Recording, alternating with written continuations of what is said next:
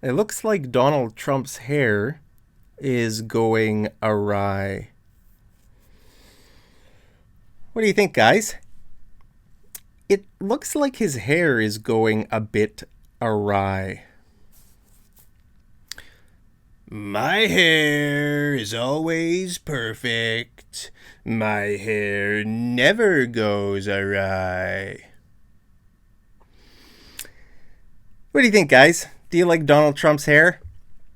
I kind of like it. It's kind of looks cool. So what did I say? Do you know what English word I used?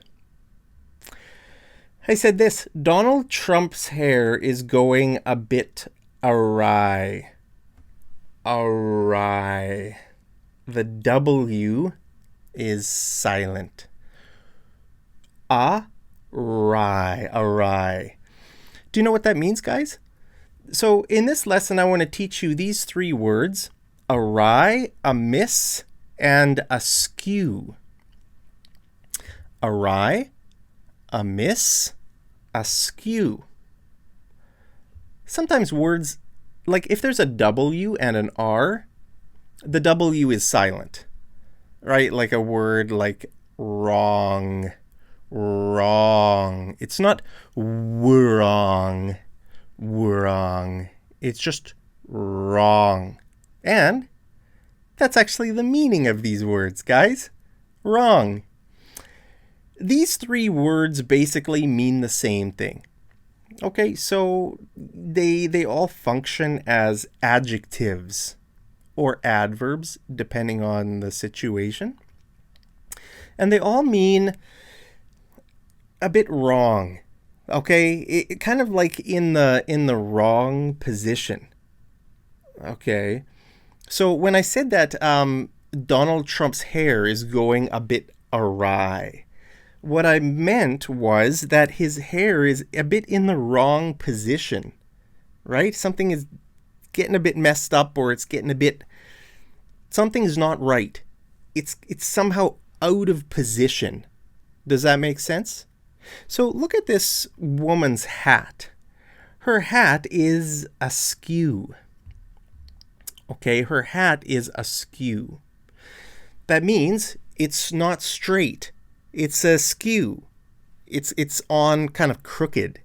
Okay, askew. Her hat is askew. Now maybe this kind of hat is supposed to be askew. I'm not a hat expert, guys. Let me know. If you're a hat expert, is this style of hat supposed to be askew? Or is it supposed to be straight and she's just choosing to wear it like that? I don't know, guys. Are hats supposed to be straight? You know, if I were to wear my hat kind of like that, guys, my hat is a bit askew. Askew. I don't know. I'm not a hat expert, guys. Are we recording? Yeah, we are. Sometimes I forget to hit the record button. Guys, thank you so much for joining me in this lesson. Now, with these words, okay, I want to ask you, have you ever seen these words before? Like, have you ever heard these words before, ever in your life?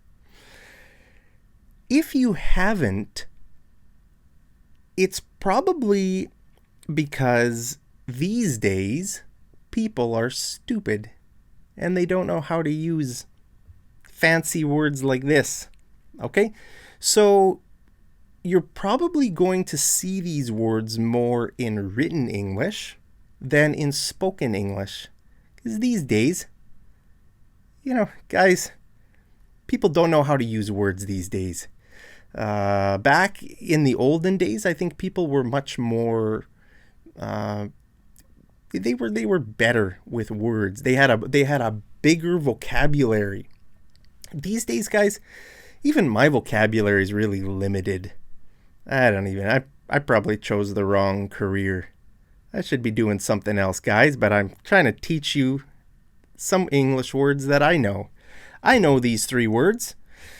So if you don't know these three words, it's probably because you've never heard them before. But if you read books, you will see these words. Because writers, Like, people who write books are usually good with words. And usually they know how to use a pen. Guys, where did I see on the news recently? I think like most students these days in the US and Canada probably, they don't even know how to use a pen or a pencil. They don't know how to write letters. Guys, isn't that insane? You know, like, do you, tell me honestly, be honest, let me know in the comments, do you know how to use a pen? This isn't a pen, this is a Sharpie. I've got a Sharpie here, guys. This kind of like a pen, like a marker. Whoop, got it wrong. There we go. Can you see it? This is called a Sharpie. It's kind of like a marker, right? It's got a tip.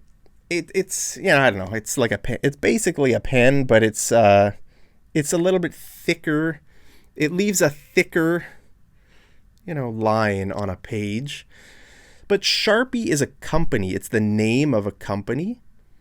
I don't know, but people call these Sharpies. So if you want to write something in black, usually it's like if you want to use black ink and you want to write kind of using a thicker line, then you need a Sharpie. So you would go to the store if you want to buy one. You would go to the store and you would say, do you guys sell Sharpies here? Okay, if you say, do you sell pens, that's not really what you're looking for, right? You're not looking for a normal pen. You're looking for something a little with like a thicker tip. Now, this one isn't a very good example because this tip is pretty small, right? You can see that's kind of like a normal pen. Most Sharpies have like a thicker tip and it's black. It's basically if you want to buy a black marker, you would say, I want to buy a Sharpie, at least here in Canada. I'm not sure if that's just a Canadian word or if people in the US would say that as well. I'm not sure. Let me know, guys, if you know the answer to that question. But here in Canada, if you want to buy something like that, you'd say, do you guys have any Sharpies? I want to buy a Sharpie. And if you go to a store, which section of the store would you find Sharpies in? You would find Sharpies in the stationery department. Okay? Department means the part of the store. Or there might be like a stationery aisle. Okay, so for example, if you go to a dollar store here in Canada, probably like one aisle will be for party stuff. You know, another aisle will be for stationery. Stationery means pen, paper, like pens and papers and like maybe like office supplies, staples, paper clips, all that kind of stuff, right? So anyway, guys, I got a bit sidetracked talking about Sharpies there. Yeah. So just go to the stationery aisle in your local dollar store and buy a Sharpie today, guys. So yeah, you know, like you probably haven't heard these words before because when most people speak English, they don't use these words. They kind of use the word wrong or maybe crooked. Like if my hat was like this, you might say, Mark, your hat is not on right. Or your hat is on sideways, or your hat is crooked. But you could say your hat is askew, okay? So, like I said, in written English, if you read books, you'll see these words. Do you guys ever read books? Let me know, how many books do you read in a year? I would say for me, I read about... Recently, I would say it's been about 3 books a year. And also, I mean, that's like actual books, reading. But audiobooks, I probably listen to about 10 audiobooks per year. So I probably either listen to audiobooks or read, I don't know, probably about 10 to 15 books a year, guys. How about you? Do you read? These days, I don't think most people read books, like real books. I don't know. I like reading books, guys. So, yeah. So basically it means in the wrong position, right? her hat is askew. So, if we say our plans went awry, what does that mean? Our plans, right, they somehow went wrong. Something happened and the plans went awry. Okay, something happened and the plans went awry. It doesn't mean that the plans got canceled. I mean, it might mean that. But it might mean that your plans kind of went forward, but they just they went wrong. And I'm thinking about an example with like the weather. You could say, I don't know, we wanted to go camping, but it started to rain, or the forecast was for rain all weekend, so our plans went awry. If you say that, it might mean it might mean that you canceled your plans, right? The plans got destroyed. Or maybe you did go camping, but you were inside your tent the whole time because it was raining and you couldn't do anything. Maybe you couldn't do anything fun outside, right? Because if you go camping, you want to do fun things outside. Maybe fishing, or, I don't know, sitting around a campfire. But if it's like raining, you can't really sit around your campfire, can you? So, our plans went awry, you could say. So basically it means this: wrong. And these three words, you could say our plans went amiss. Our plans went askew. Okay, so very often these three words could be used interchangeably. Okay? Our plans went amiss this weekend. Our plans went askew. Our plans went awry. Askew probably, like when I talked about Donald Trump's hair, his hair, you could say his hair was a bit amiss, or his hair was askew.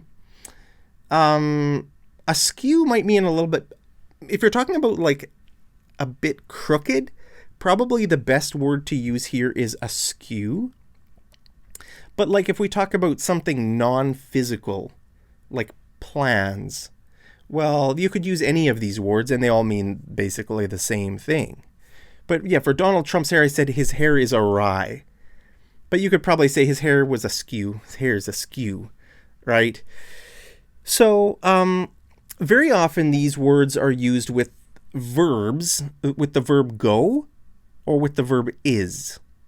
Okay, so, the plan went askew. Went is the verb go in the past tense, right? Or something is askew, or something was askew. So the past tense of these verbs are went and was. So very often you'll see that with these. Something was amiss, or something was awry, something went awry. Okay, so with one of those verbs, like look at this example. Something was amiss in his explanation. Okay, need a bit of water, guys. Something is amiss in my voice. My voice went awry. Does your voice ever go awry, or amiss, or askew? So, something was amiss in his explanation. That means his explanation was a bit wrong. Something was wrong in his explanation. Okay, look at this example. There is something amiss in our modern disconnection from nature. Is my water bottle blocking the view, guys? There's something amiss in our modern disconnection from nature. What does that mean? Well, our modern society is really disconnected from nature, right? How about in your country? Let me know. Is that true in your country? I would say it's definitely true for my generation. There's something amiss in my generation or in our modern, society. It's our society's disconnected from nature. Like, I know that, like, when we talk about our society, we mean all age levels, right? I would say particularly the younger generations in our society are like totally disconnected from nature, right?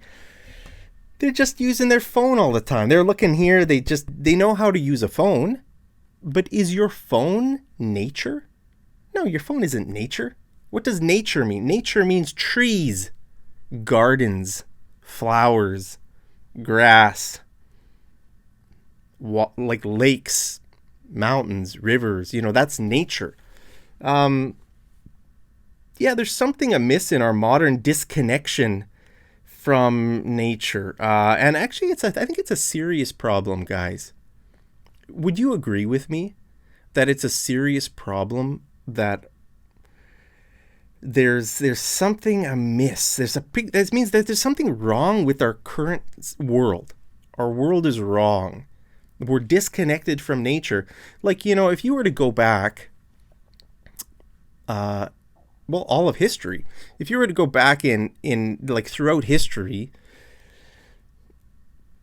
every generation throughout history would know something about gardening, for example. Like, if you were to go back 100 years and you just ask an average person on the street, tell me something about gardening, they would probably say, oh, what do you want to know? I know lots about gardening. I know how to plant plants. I know how to plant plants. That's what they would say. The average person knew a lot more about nature than my generation does. Like, if you were to go, like in Canada here, if you go ask elderly people, tell me something about gardening, they probably all have gardens. They know how to plant seeds in the ground. They know how much water to give their plants. Guys, I don't know anything about gardening. If you ask me, Mark, tell me something about gardening, I would say, I don't know a single thing about it. I don't know how to plant a garden. I've never had a garden. Guys, my generation has like, things have changed a lot in Canada. Will you allow me to deviate for a few minutes from our lesson? I feel like I want to deviate a little bit and go on like a rabbit trail. To deviate, like, our plan is this. Like, I'm teaching you English, right? That's my plan. But now I want to deviate from the plan, and I want to go on a rabbit trail. If you leave your plan, that's called a rabbit trail. So guys, will you allow me to go on a rabbit trail? Smash that like button down there if you want me to go on a rabbit trail. Guys, a lot has changed in Canada in the last 100 years. I mean, things have drastically changed. If you go back 100 years ago, the Canadian government was giving people free land to develop, right? So, like, imagine you have a family. You have a family, you want to work hard, you want to develop, you want to build like a farm, you want to have fields, you want to have maybe some animals and stuff. The government was giving people free land, a lot of land. You just take it, and you have to develop. You have to, you have to develop it. So if you drive through, especially Western Canada, and you see all the farms, well, those farms were given to people for free. Like the trees and stuff, they were probably planted about 100 years ago. And that the value of that land now is, well, worth millions. If you were given 100 acres, let's say, 100 acres of land to kind of manage, to develop, and they gave it. So it's yours. You own the land now. It's yours for free. and your job is to develop it and stuff like that. The value of that land now, guys, would be millions and millions of dollars. So, that was happening about 100 years ago here in Canada. My generation can't even afford to buy a house, let alone a farm. Okay, so things have changed so drastically in 100 years where my generation and the younger generations can't even conceive of owning a house now. They can't even, they don't even believe that they can do it, right? The idea of home ownership is just out of the realm of possibility. To buy even a basic house here in Canada is literally like $400,000. A house with 4 walls and a yard, maybe a front yard and a backyard, even just a small house. Probably in Vancouver, a small house with a yard would be, I don't know, maybe $5 million or something, I'm thinking. Maybe 10 million, I'm not sure. In Toronto, who knows, probably the same amount. In other cities, in kind of the secondary cities in Canada, I don't know, maybe like Calgary or Regina or Winnipeg, you're probably looking at $400,000 to $500,000 for just kind of basically a half decent house. Yeah, you might be able to find a really rundown house for, I don't know, maybe $200,000 or $300,000. But it's just expensive, very expensive. So the younger generations can't even conceive of the idea of owning a home. It's totally out of the realm of possibility. And that's the biggest thing they say every time the election cycle comes around in Canada. The younger generations, the thing they always say is, we can't even buy a house, guys. Hey, leaders, why are you talking about, all this stuff? We can't even buy a house. We can't even live here. We can't even, at least just give us the belief that we will be able to build a life.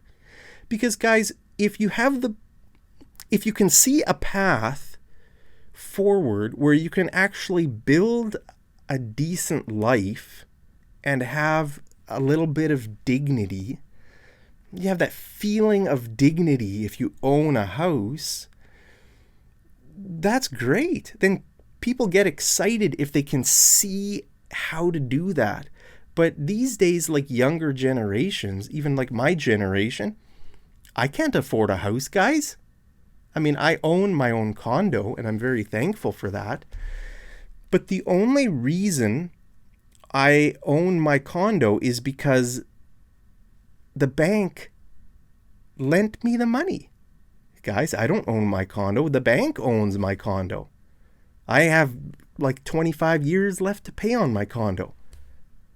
That's ridiculous.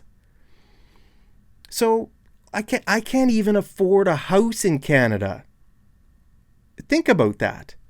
So 100 years ago, the government was giving away 100 acres or more to people for free. And now my generation can't even buy a tiny little house. So what went wrong? What happened in this whole time? Let me know your ideas. What's your explanation? Let me know down in the comments. What happened? What is it? Is it that the world's population just went through the roof? And now there's no more land for anybody. Now, there's no more land. There's too many people in the world. Is that the problem? Well, if you drive around in Canada, there's lots of land. There's tons and tons of land, and most of that land is crown land.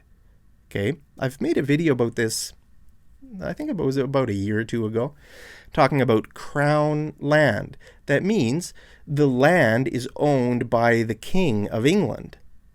Okay, so most of Canada is owned by the King of England. So the question is, why doesn't the government do the same thing it did 100 years ago and just give people free land if they have the desire to develop it?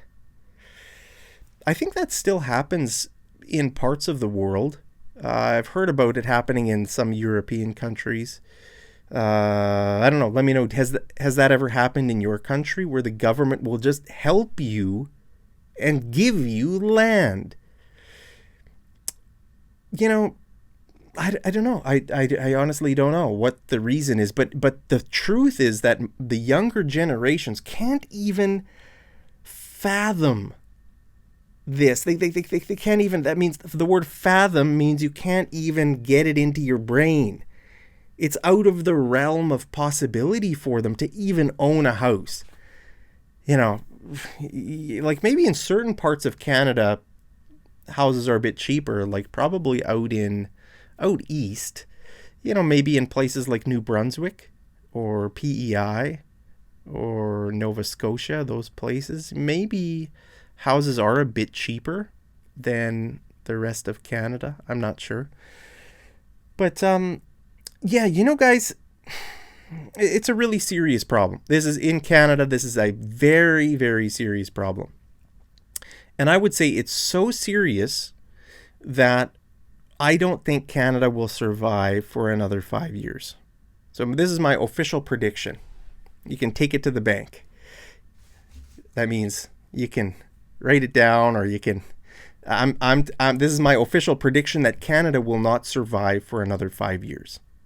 So if we get to year 2030 and Canada still exists, you can come back on this video and leave a comment, say, Mark, you were wrong. Canada survived for 5 years. And I'll say, you're right. I admit I was wrong. But yeah, I don't think Canada is going to survive this problem. It's absolutely massive. What is it about me that I can't buy a house?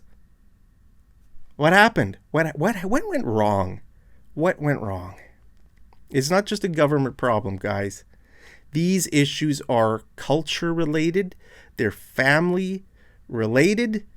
Everything's gone wrong in this country. Just everything is totally askew. It's totally gone awry. It's totally amiss. Okay? There is something radically amiss in our modern society that the younger generations can't even afford to buy a house. And you know what, guys? Sometimes people criticize poor people for wasting money on useless things, trivial things. The word trivial means just kind of small and unimportant. So maybe you have some poor people in the Philippines or some poor people in India or other countries, and maybe they spend their money on useless things like I don't know, just some candy or some dumb stuff, some phone or I don't know, some phone case or a new this or a new that. Well, you know what the real problem is? The problem is that poor people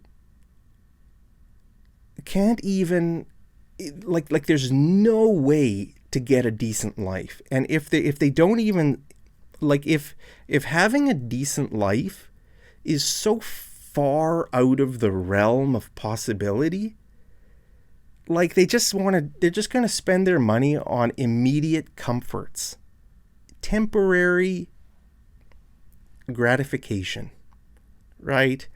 Maybe buy some this and some of that just to make themselves happy for the moment, because to get a decent life is just too far away. It's impossible.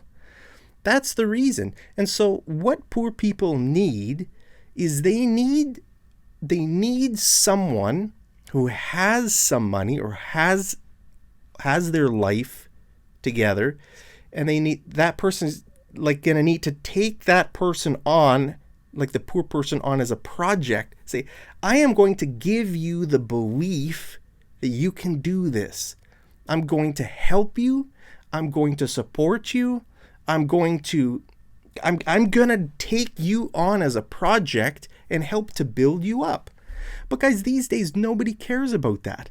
I've never heard of that happening. I have rich relatives, and they would never even think about helping me in life. They'd never think about it, saying, hey, you know what, Mark, I want to help Mark get established in life so that he has a little bit of dignity. He can maybe have a house, have a decent car, have something. We want to help build him up a little bit. The concept, guys, in our culture, it doesn't even enter people's minds. That's how far amiss our culture is. Our Canadian culture. It's just totally broken. So everybody just wants to keep the money for themselves, to keep their money until they die. And then they're forced to relinquish it, right? So that's the thing. That's why the poor keep getting more and more and more in number. Like the population of poor people is just getting more and more and more. And the rich people, I mean, they're a very small group, right? And they control so much of the world's wealth. Like I said, for the King of England. Like, why doesn't the King of England just start giving away Canadians land? Like, why doesn't he start giving away his land to average Canadians like me? Say, hey, Mark, I want to give you 100 acres of land and you go develop it. It's yours. There. Wow. I'd have a bit of land, guys. That'd be great. I could learn how to do gardening. I could grow some crops. I could, have a home. Guys, land ownership, like people can't even buy land these days. Like my generation can't even conceive of that. So, yeah, there's something really, really wrong in our culture. And I don't think Canada will survive another 5 years because of it. That's my official prediction. That's the end of my rabbit trail, guys. Let's get back on topic. But let me know if you agree with me. And also let me know what happened. What on earth happened to this generation, to our country, where 100 years ago, people were able to actually afford to live. Like a man who was willing to work hard could literally take care of a family of 10 children. Like people in my grandparents' generation, if a man was a hard worker, whether he was a farmer or worked in any job, he had enough money to provide for 10 children. Guys, I don't even have enough money to get married. Okay? This is the biggest reason why I can't get married and start a family. It's just too expensive. Like how am I going to get established to that level where I could actually think about starting a family? It's just outrageous. It's outrageous. So many people in my generation, they're just giving up. They're saying, I can't do it. I don't have enough help in life to do it. So I'm just going to give up. I'm going to go to the Philippines. I'm just going to, get a few girlfriends or what. It's really sad, actually. It's very sad that that's happening, because really the backbone of a society is families, right? You have to have strong families. You have to, fathers need to have at least enough money to be able to take care of their children, right? To take care of their families. But these days, for parents to do that in Canada, they both probably need to work and pay to put their children in childcare. And It's just a mess. It's a mess. Our whole society, there's something amiss in our society. Our society has gone askew. It's gone awry. Just like Donald Trump's hair went awry. Okay, so let me know if you agree with me, guys. So look at this example. Leaders must take responsibility if things go awry. Right? And this doesn't happen, whether it's political leaders, whether it's leaders in a company, whether it's leaders in a family. This very rarely happens, for a leader to say, okay, things have gone awry. I'm going to fix things. I'm gonna take responsibility. I'm gonna fix this. Right? But that should happen. Leaders must take responsibility if things go awry. Awry. Can you say that word? Awry. Awry. Something is amiss in the Canadian education system. Something is amiss in the Canadian education system. What does that mean? Something is wrong. Something went wrong in the Canadian education system, or in the healthcare system, or in any system. Maybe in your country. What's amiss in your country? Are there any systems, like the political system, the education system, the healthcare system? Maybe something is wrong. Something went amiss. Something is amiss. So see, you can say, most of the time you can use both verbs. You can say is or it went amiss. Yeah. So, call me immediately if things go askew. Call me immediately if things go askew. Okay, so maybe you're a leader. Maybe you are a manager of a company. Okay, and you've told your workers what to do. Okay, do this and do this and this. And then you can say, call me immediately if things go askew. Maybe things go wrong. All right, call me immediately if things go askew. And then I'm going to fix it. I'm going to help you fix it, right? So, yeah, askew. That's kind of a fun word, fun sounding word, askew. Askew, amiss, and awry. Which is your favorite word out of those three words? Amiss, askew, and awry. Which one do you like the best? I think my favorite is askew. I like the sound of that, askew. Leave the pot covered with lid slightly askew. Okay? So if you're cooking something, maybe what you're cooking, maybe you need to leave the pot covered on. Maybe you need to leave the lid on tightly. But sometimes maybe you're cooking something and you need some of the steam to escape. Right? You need to let the steam escape. And so you leave the lid on. You leave the pot covered, but the lid is slightly askew. So there's a little bit of space for the steam to escape.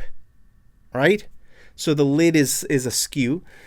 Now, guys, look at this. The pot. Leave the pot covered with lid. Why not with the lid? Here we have the pot, the lid. Why not? Why doesn't this sentence say with the lid slightly askew? Well, the reason is because English is weird. Sometimes,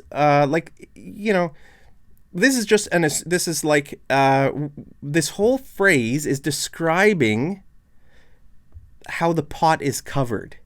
Okay, is the pot covered completely? Now the pot is covered with lid slightly askew. So you could say the lid, or you can take the word the out here. Okay, does that make sense? So it's just kind of optional. Look at this example. She exited the vehicle with hair slightly askew. Okay. She exited the vehicle with hair slightly askew. So this phrase is this part of the sentence, right? With hair slightly askew. It's kind of describing the state in which she left the vehicle. She exited the vehicle with hair slightly askew. Whose hair? It's her hair. It means her hair. So we could put the word her here. We could say she exited the vehicle with her hair slightly askew. But in this situation, you don't need the word her. You can take it out. Just like with the lid, you can take the out. Leave the pot covered with lid slightly askew. She exited the vehicle with hair slightly askew. Okay, so guys, hope you learned some things in this episode. I want you to tell me about something that isn't quite right. Tell me about something in your life or your country or anything. That's your homework question. Right down there in the comments. Leave your homework and I look forward to reading it, guys. Guys, maybe your whole life is askew. You could say, Mark, my whole life went awry. My whole life went awry. Right? Welcome to my life, guys. That's my story. I could say my whole life went awry. And my whole life went askew. I hope your whole life didn't go askew. Guys, I hope, I hope things are going great for you. But, the good thing is when things go awry in your life, it's an opportunity to learn. And it's an opportunity to grow. Like, I've made so many mistakes in my life. And I've learned a lot from those mistakes. I think I've learned from most of my mistakes, I hope. And, sometimes the more mistakes you make, the more you learn. So the people who know the most in life are often the people who've made the most mistakes, right? Because making mistakes means you tried. Sometimes we try and our plans don't turn out the way we were hoping. Our plans went askew. Maybe they go awry. Okay, and then in that time, we learn what happened. Okay, that happened. I should have done this. I should have done that. Okay, so I'm going to fix this. I'm going to fix that. I'm going to do this. I'm going to do that. So very often when things go awry, we have a chance to fix them. We have a chance to learn, understand, and grow. All right. So I hope that's been the case for me, guys. But I've made a lot of mistakes. I've probably made way more mistakes than you have in life. So if you've made a lot of mistakes, cheer up, guys. I'm for you. My heart is for you. So there it is. That's it for this lesson. As always, I love you very much. Hope you're doing great. And as always, I'll see you over in the next episode of Matt. Can't even speak. Of Matt. My speech went askew. I'll see you over in the next lesson of Mad English TV. Take care.